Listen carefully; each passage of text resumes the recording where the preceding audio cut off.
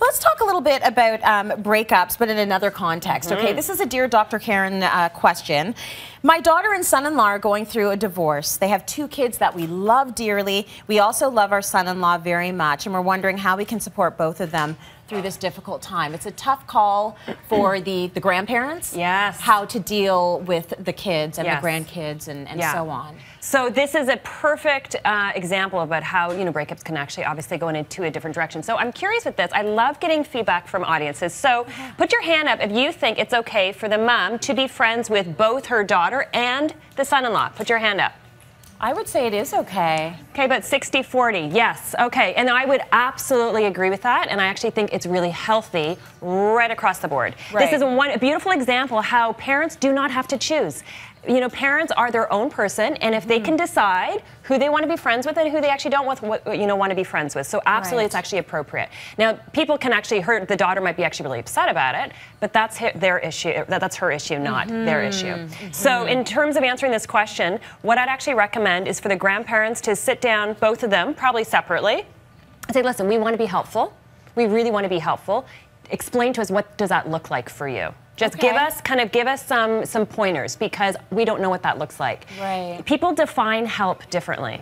So sometimes kind of like showing up with food is really helpful. Other people would find that actually annoying. Right. Right? Maybe a phone call once a week is helpful. Other people find that irritating. Yeah. So everybody kind of defines it differently, and unless you actually have them define it for you, they're going to be kind of like going all over the place. What a smart question. Yeah, it's a great question. I've never asked that before, and now I'm going to start asking. I want people to ask me that too.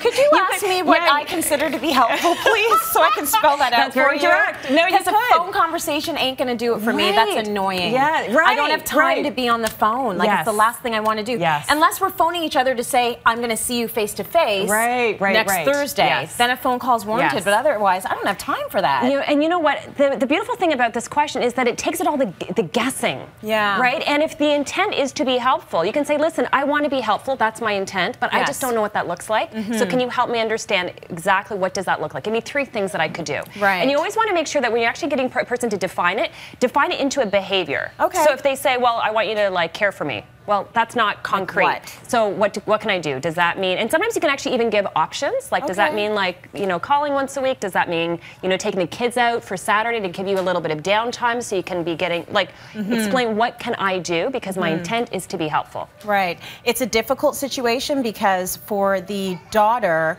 if it's a situation where they're divorcing because of something her husband did wrong, and I mean, I know it takes 2 to tango, and there's always both sides play a role, but what if it's about cheating?